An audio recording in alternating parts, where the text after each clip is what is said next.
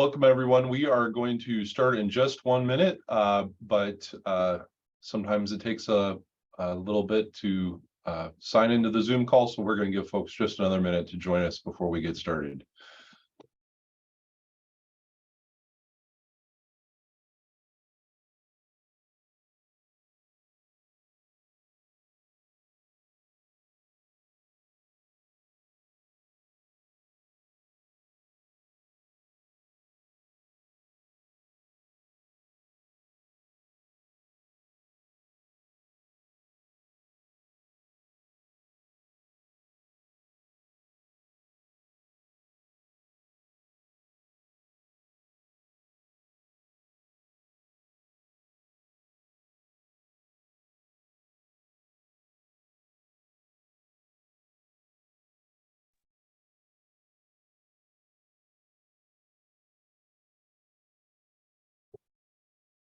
All right, I think we'll go ahead and get started. Welcome, everyone, and thank you for joining us for this evening as we shed light on a very important conversation on healthcare accessibility and affordability and health equity in the state of Maryland. My name is Benjamin Orr. I'm the founder, president, and CEO of the Maryland Center on Economic Policy, and we are proud to host this webinar today in partnership with CASA and with some great panelists for you today. MDCP is a nonprofit, nonpartisan organization that believes every Marylander should be able to achieve their full potential in a healthy economy that offers a widely shared and rising standard of living. And this conversation today is an important part of making that vision a reality. I want to also say thank you to our sponsor, Kaiser Permanente, for their support of this important conversation.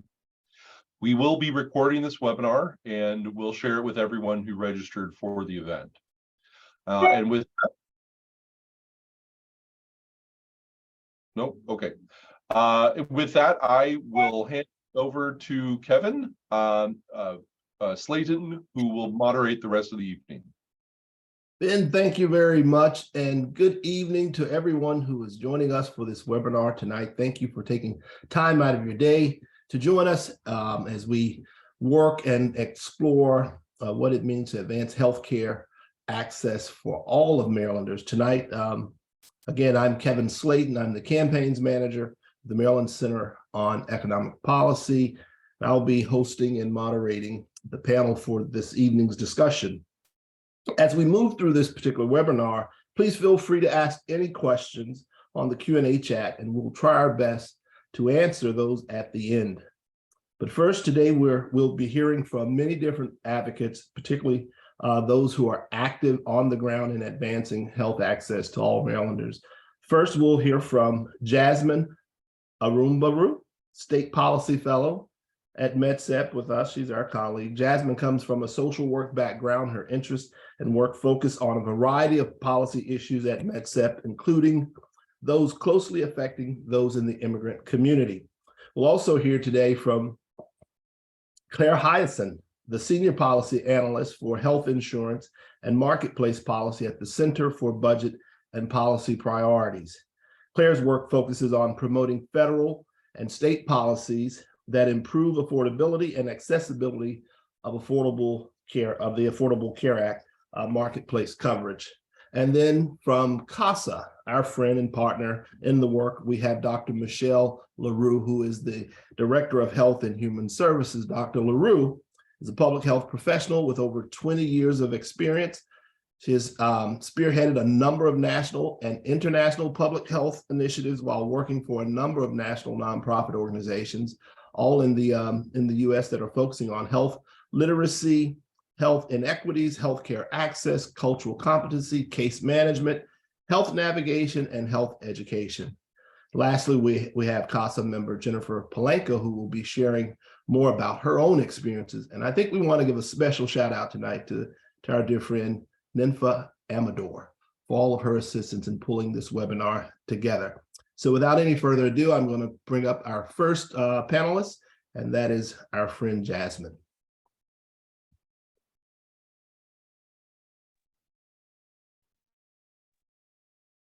Thank you so much, Kevin. And again, thank you all for joining us today, as Ben said, to shed a light on a very important topic. And to start things off, in setting the context for today's webinar, we want to start off by talking about a highly uninsured population in the state and really across the country, which is the undocumented immigrant community.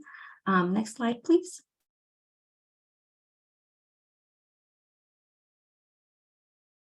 Thank you.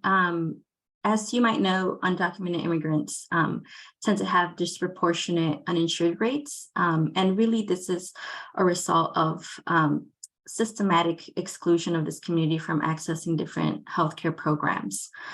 Nationwide, approximately 46% of, or less than 0.5% of non-elderly adult undocumented immigrants were uninsured.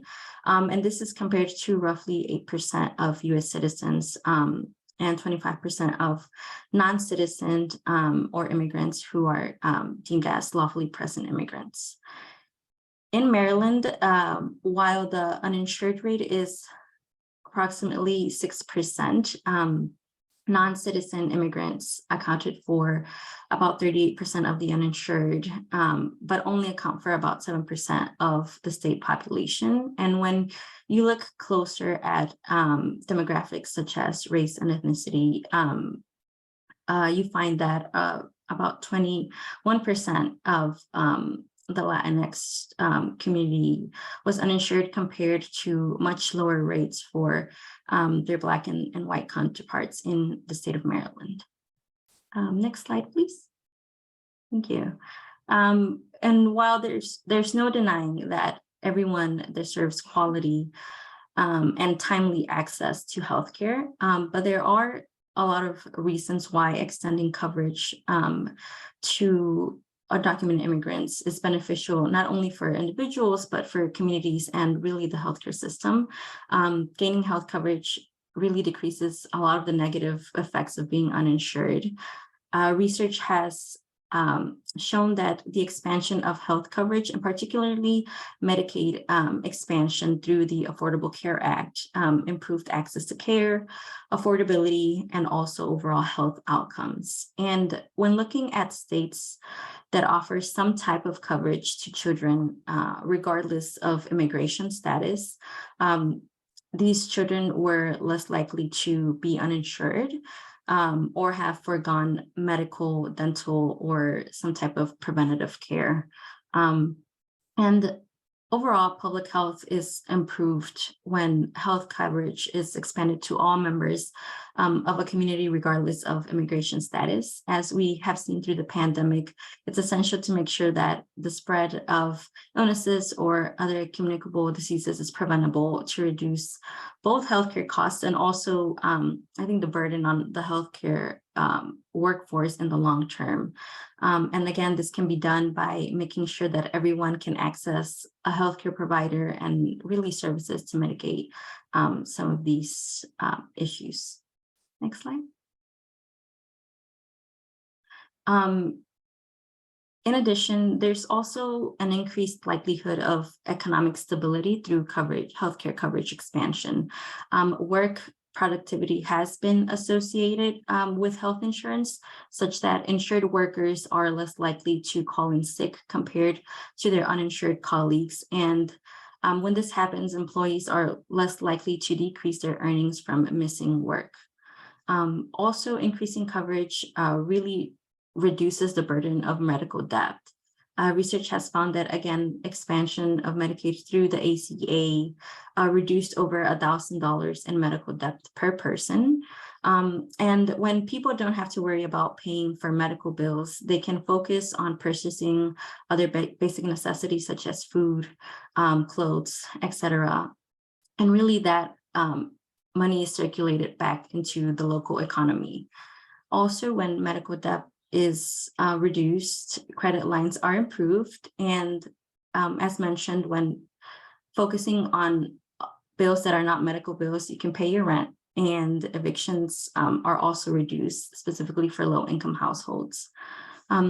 Moreover, uncompensated care costs are also reduced, and uncompensated care is care for which no payment has been received from any source, whether that's a patient, and if they're insured, then their insurer.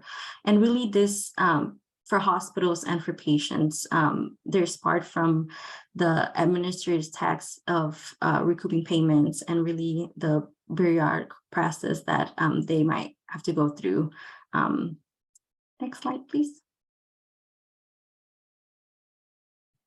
And not only is accessibility important, but so is affordability. Undocumented immigrants tend to have higher medical out-of-pocket expenses, and this is particularly true for individuals that are elderly or that have recently arrived.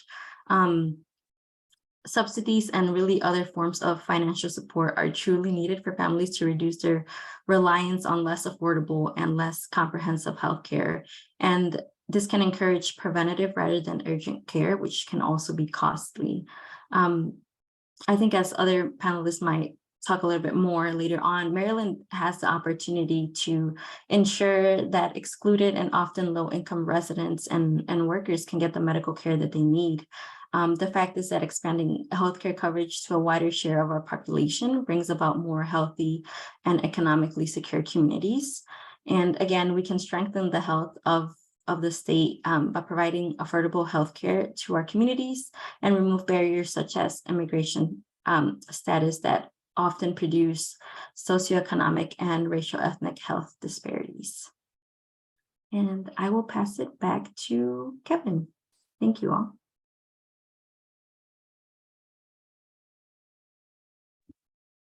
Thank you, Jasmine. That was very in-depth and really gives us a great view of how we all benefit when all of Marylanders are healthy. So next we're going to hear from Claire Hyacinth. Claire works with the Center for Budget and Policy Priorities, and she's going to narrow the lens for us so we can really take a look at the national landscape regarding expansion of healthcare to immigrant populations and what has been possible so far. Thank you, Kevin.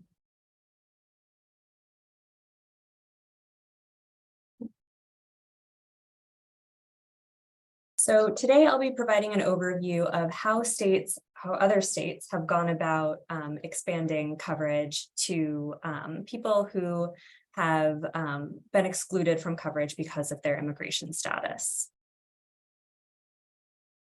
So Maryland is in great company in considering this question. More and more states across the country are taking action to eliminate immigration-related barriers to health coverage in Medicaid, CHIP, and the marketplace. We know of 12 states that have implemented Medicaid or CHIP-like programs and 4 that are on their way to doing so, 1 that has implemented state-funded marketplace subsidies, and 1 that again is on their way to doing so. I'll provide some examples today of how these states have eliminated immigration-related barriers to coverage, but I also want to shout out the 3 sources at the bottom of this slide. If you're interested, highly recommend checking those out to learn more about what other states are doing. So why is all this state action happening? As many of you may know, Medicaid, CHIP, and the marketplace, the 2 main sources of public health coverage for people with low and moderate incomes, have federal eligibility restrictions based on immigration status. So in order to qualify for marketplace coverage, non-citizens must have a status that falls under the lawfully residing/present category, so this larger blue circle, in order to be eligible for marketplace coverage and for federal financial help for those plans. And then within that larger circle with lawfully residing or present status, there's a smaller group of people with qualified immigration status who are also eligible for Medicaid and CHIP. However, many people in this category also have to be subject to a 5-year waiting period before they can get Medicaid or CHIP coverage, though they could be eligible for marketplace coverage and for federal financial help during this 5-year period. And then finally, we have people who are undocumented or have DACA status, and these folks are not eligible for health insurance through Medicaid, CHIP, or the marketplace.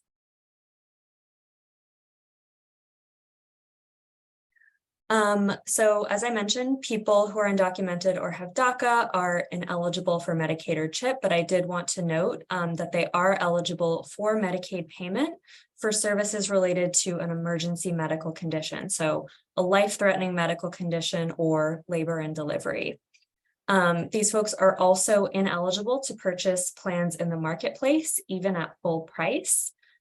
They can purchase private coverage outside the marketplace or get coverage through their employer, but often these options aren't available or affordable.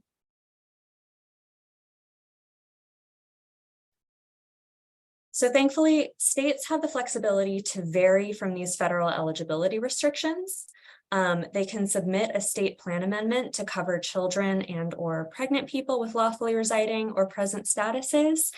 And they can also submit a CHIP state plan amendment to provide pregnant people with certain medical services, regardless of their immigration status, and receive federal matching funds for doing either of these options.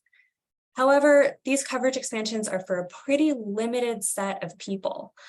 So a lot of states are using state-only funds to cover individuals who do not meet these restrictive immigration-related federal eligibility standards. And now I'll jump into a few examples. I want to note that although all three of these states happen to be on the West Coast or the Mountain West, states across the country are taking similar action, including states like New Jersey, New York, Connecticut, Rhode Island, and DC. So first up, we have Colorado, which has instituted premium and cost-sharing subsidies for their public option plans. In 2022, the federal government approved a 1332 waiver request, allowing Colorado to implement public option plans, which are essentially private plans administered separately from the regular marketplace that have to provide specific benefits and lower costs to enrollees. Colorado also got approval to reinvest savings from the public option to provide financial help to immigrants who aren't eligible for other forms of coverage. Colorado's initiative called OmniSalud allows people who are ineligible for Medicaid, CHIP, or federal marketplace subsidies to purchase a public option plan regardless of their immigration status. People who are undocumented or have DACA status and earn below 150% of the federal poverty level are additionally eligible for financial help. So how did the state finance this financial help? Well, they used funding from taxes on insurers and hospitals. And through their 1332 waiver, they also received permission to reinvest federal savings from the state's reinsurance program, which works to lower premiums and thereby lowers the federal government's responsibility to pay for premium tax credits for people enrolled in coverage.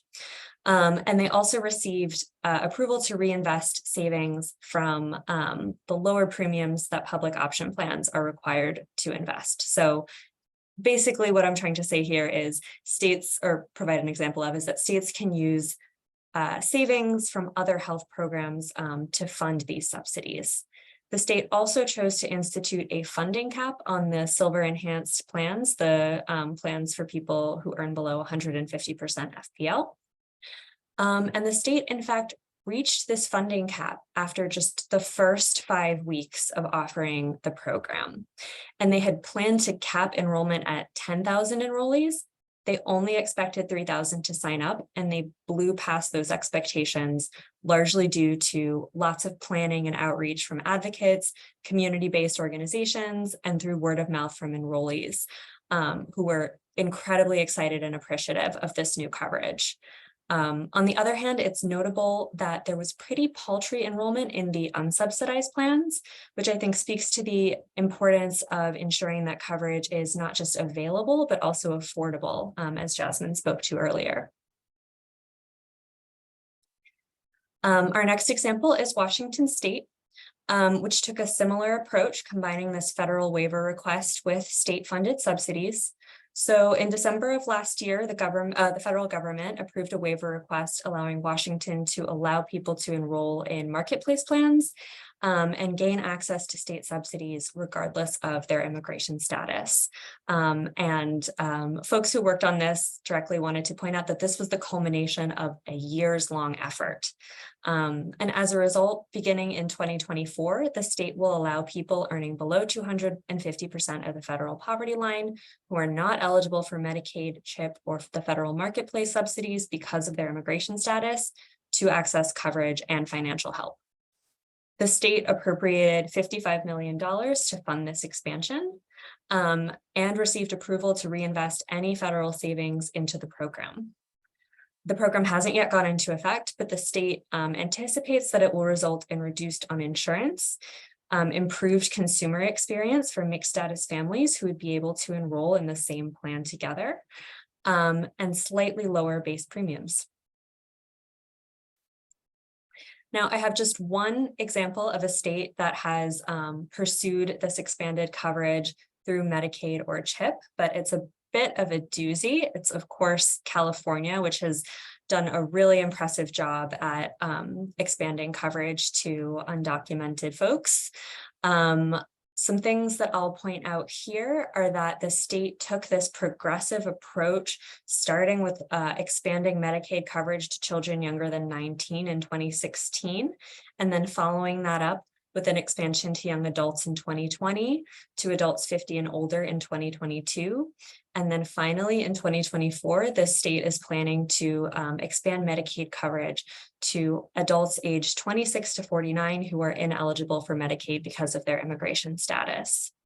In order to fund this initiative, the state used some of its own funding. Again, I've noted that the state has cited a healthy budget surplus in helping to facilitate this initiative, but they also were able to receive federal reimbursement for emergency services.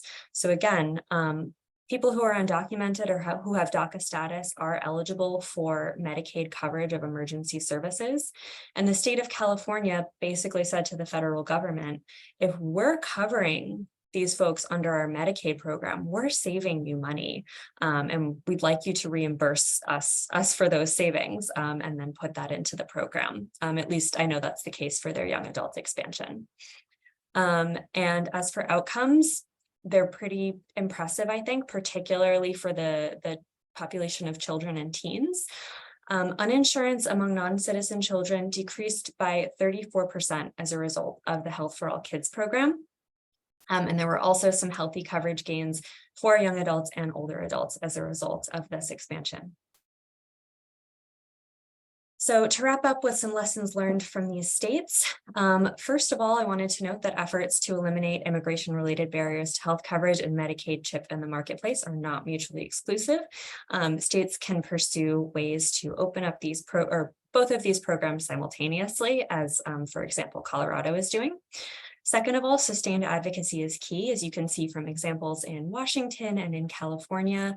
Often these were years-long processes of pushing for more coverage and less uninsurance and making sure that the undocumented populations aren't left out of those efforts. Third, it's crucial that coverage for low-income populations is affordable. And fourth, once programs are in place, robust outreach from trusted sources is key, especially around concerns related to privacy and the public charge. Thank you so much. I'm happy to take questions at the end of the presentation, and I guess I'll turn it back over to Kevin for now. Thank you so very much, Claire. That was quite impressive. There's a lot of information, but very impressive and very informative. A lot of this work, it requires the voices and the advocacy of people beyond just talking points. Often that is through policy making. And so next we will be joined again by Dr. Michelle LaRue, who's going to dive into the policy side and share more about a bill that we are dealing with here in the state of Maryland, Senate Bill 365. But just before we hear from her, we're excited to hear and recognize that there are often people and faces behind the policies that we seek to implement at the state level. And so we are honored. And I hope you would help me to welcome Ms. Jennifer Palenko. She's a member of CASA as she comes forth, and she's going to share her personal experience and share why passing the Access to Care Act, as Senate Bill 365 is known as, why this is so important, not just to her, but also to her community. So first we'll hear from Jennifer, and then after that, we'll hear from Dr. LaRue. Jennifer, ahora es su turno. Puede introducirse y hablar sobre su experiencia con la falta de seguro médico y cómo eso ha impactado a su vida. Hola a todos, mi nombre es Jennifer Polanco, soy de Honduras.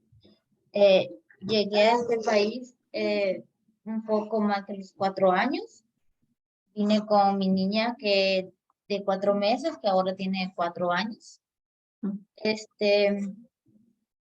Ahora tengo una niña que tiene 4 meses. Good evening, everyone. My name is Jennifer Polanco. I am from Honduras. I came from Honduras a little bit over 4 years ago. My daughter was around 4 months old, and now she's around 4 years old, and I also have another 4-month-old. Estuve en el hospital primero por una semana. Estuve por una semana y me dijeron que tenía un coágulo, que tenía una vena tapada a través del hígado, que es una vena, tenía tapada, y eso se formó en niños. Y pues me dieron medicamentos y estuve ahí por una semana.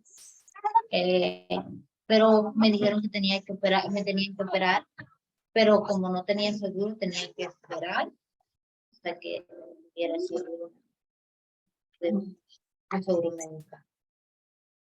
So at some point, I was in the hospital for about a week, and this was due to having a clot, specifically a vein that was blocked, and I had to get medication for that and services for that. But because I was uninsured, they told me, and I needed surgery as well for that. But because I was uninsured, they told me that I had to wait. Y por el momento me dejaron con tratamiento, que fuera que estuviera yendo a citas ahí en Bolton, estuviera yendo a citas por mientras buscaba la manera como me saliera un seguro o alguna ayuda. Y entonces me di cuenta que ahí salí que estaba embarazada de mi niña, y ya me dijeron que tenía que estar con medicamentos, inyectándome hasta que la tuviera ella. Y las cuentas del hospital subieron hasta ahorita, creo que debo más de $20,000. Se me hizo la cuenta en cada cita, hasta de la niña. El hospital y todo se me hicieron bastante. Después mi niña de 4 años tuvo problemas. Ella sufre no puede hacer popó en el baño, y se hace muy duro, se lastima, entonces la tuve que llevar de emergencia, y solo por ella debo como $2,000, y es complicado.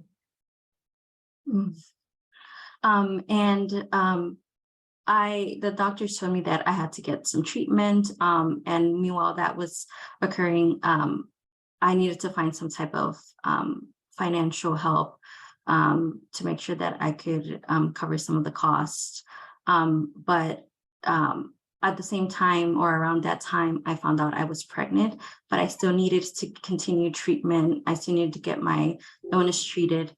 And because of that, of all of the accumulation, I'm now in medical debt of around $20,000. And also my daughter, he was suffering from issues with constipation, and that added another $2,000, and it's really hard with this medical debt.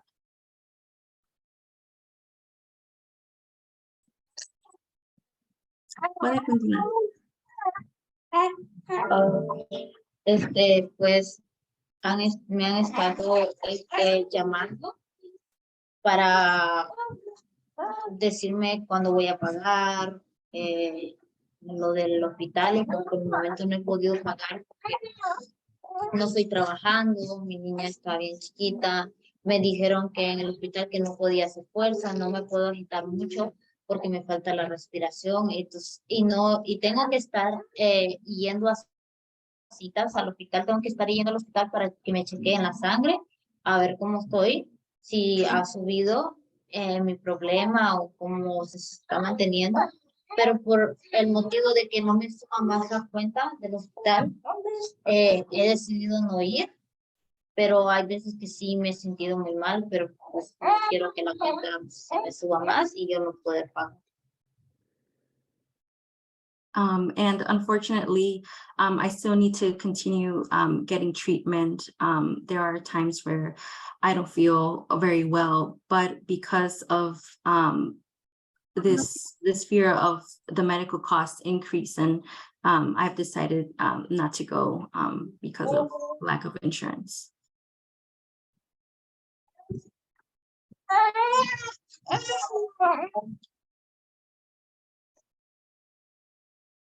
Y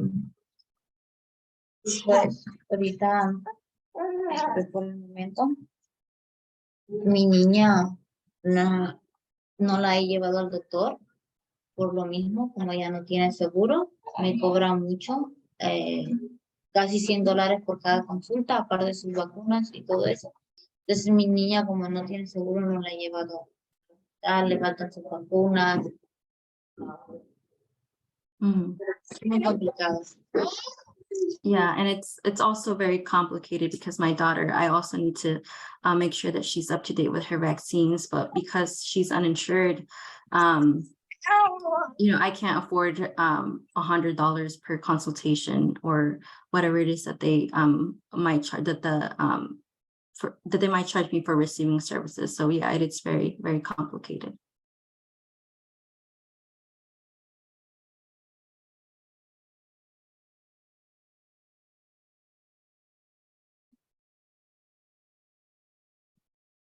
Y pues les agradezco que hayan escuchado mi historia y pues espero que sirva para que muchos latinos pasamos por lo mismo, ¿verdad?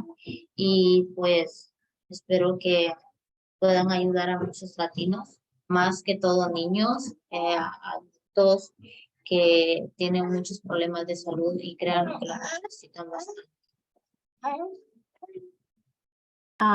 Thank you everyone for hearing my story. And I really hope that, the Latino community receive some type of help. A lot of us are in this situation, and especially for children, it's very important that they get the care that's very needed. So thank you all very much. Gracias, Jennifer.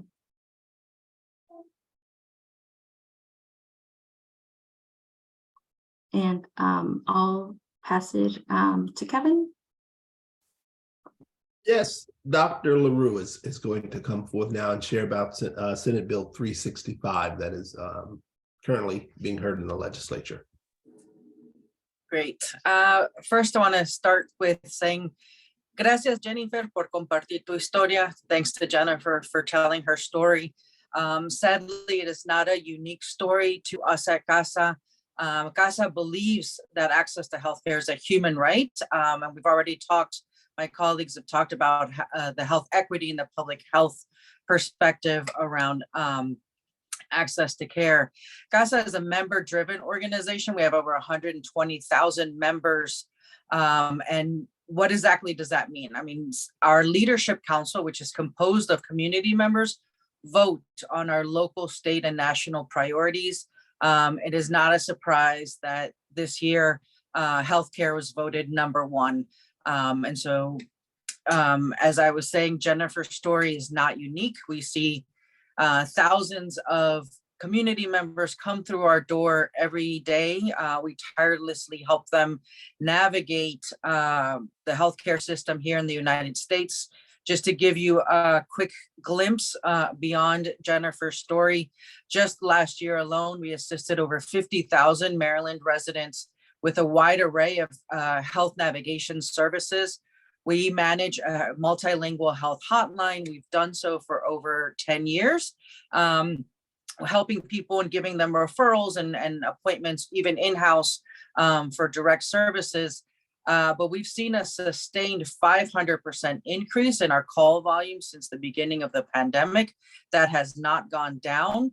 And of course, healthcare access and health insurance access continue to be at the top of the list of reasons why people call. Oftentimes we refer community members to our champion community clinics, but unfortunately these clinics were overwhelmed prior to the pandemic and are excessively overwhelmed still today, leaving the ER as our only place to turn to, as Jennifer was sharing in her story, and how that doesn't make medical or fiscal sense for the patient or for the state overall. And so I think, my previous colleagues talked a little bit about what other states are doing and how we can benefit. One last statistic I'll leave you with is, the undocumented community in the state of Maryland contributes approximately $350 million each year, but they cannot buy health insurance on the exchange, even if it were at full cost. So that's what we're dealing with every day. And CASA has worked tirelessly to advocate for our community alongside, not on behalf of, but alongside with our community members, just like Jennifer and the thousands of others. Last year, we had the opportunity to bring healthy babies to Annapolis, and we were able to pass that, and we eagerly await the implementation. It has become law, but it has not been implemented yet. But that's only a small sector of the community that only supports prenatal care and 1 year postpartum. And so it's only bringing access to care to a small sector of the community. And so this bill, what we would like it to do is to remove the immigration barrier for our community members. And so it would eliminate immigration status as a requirement to enter the portal, enter the exchange to be able to buy insurance. With it too, another critical part of the bill would be to create a state fund to mirror the subsidies that you get on the exchange, knowing that, as was previously mentioned, affordability is a big part of healthcare access and even purchasing health insurance, making it affordable. And so without those subsidies, while that would be a critical step forward, it would be more of a symbolic step forward, because we know that in the real world, how many of our community members would be able to afford coverage at full cost. And so this is really a two-pronged bill to not only get rid of the immigration status barrier that exists currently today to many of our community members, but also the creation of a state fund to be able to mirror the subsidies that are currently on the exchange, which are the APTC and the CSR, to bring down the costs for individual community members. And this makes fiscal sense, not only for the community members that would be newly eligible, but for the state overall. It would help increase the pool of people participating in the exchange, which would stabilize the marketplace, bring down premiums for everyone. It would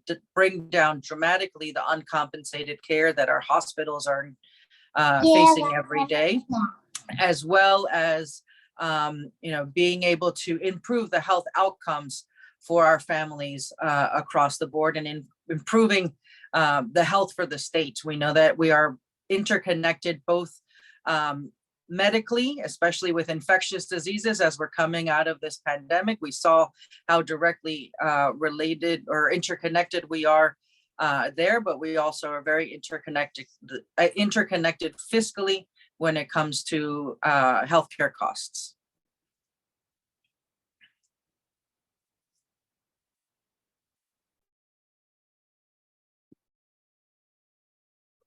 Thank you so very much. Thank you to all of our panelists. Jasmine, outstanding job. Claire and Dr. LaRue, We are hoping the best for you in the legislature. Did you want to share how folks can help with the legislation before we move to the Q&A part? Sure, I would love to. So this bill was cross-filed both in the Senate and the House. We just testified on both sides. Right now is really where we need all the support to be able to reach out to legislators, to really hone in and the support to solidify that support so it gets to the floor, so we're able to get this voted and become law. Any emails, calls, any connections you have to our legislators would be greatly appreciated, really getting them to support this bill. And what two committees are those out? And I'll stop after that. So in the Senate, it was filed in the Finance Committee, and in the House, it was in HGO, the Health Government Operations Committee.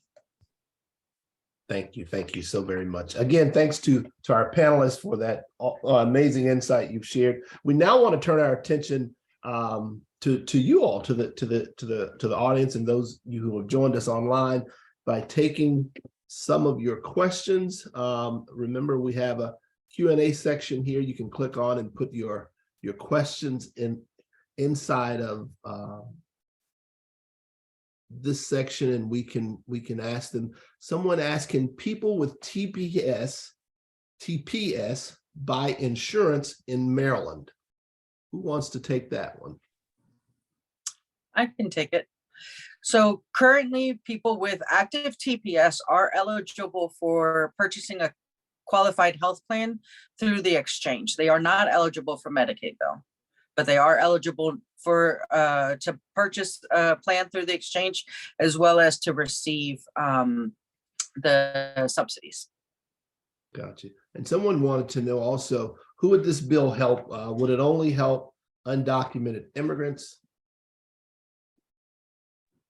No, it would definitely help undocumented immigrants, but it would also help. There's a small glitch. I'm blanking on the name. I just had it. But there's a small glitch of people who have been caught between a rock and a hard place due to employer-based insurance being too high, and so it would actually help that population as well. Another question. This is from Betty B. She had a couple questions. Is there any data available on reduction in ER visits? So I don't have data from the states that have taken action to eliminate barriers to immigration-related eligibility, but we do know from studies on Medicaid expansion that expanding coverage and giving people more access to preventive and routine care does reduce emergency room visits. Okay. And so she also wants to know, how did you convince someone who is undocumented that it is actually safe to enroll? It's going to require them to share their address and their personal contact information. So how do you convince someone who is undocumented that it's safe?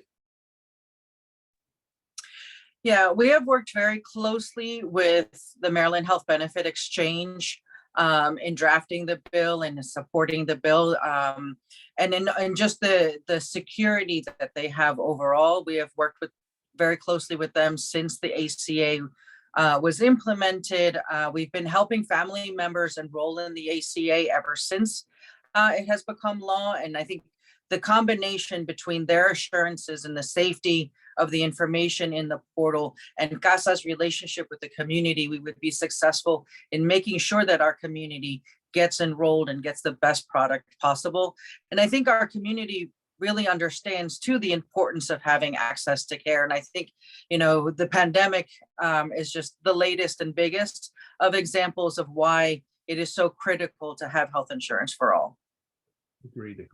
Would giving subsidies to non-citizens in this particular legislation mean that citizens will have less subsidies for their premiums? The answer to this is very emphatically no. So subsidies, federal subsidies, the advanced premium tax credit and cost sharing reductions are eligible to US citizens and non-citizens with lawfully residing status.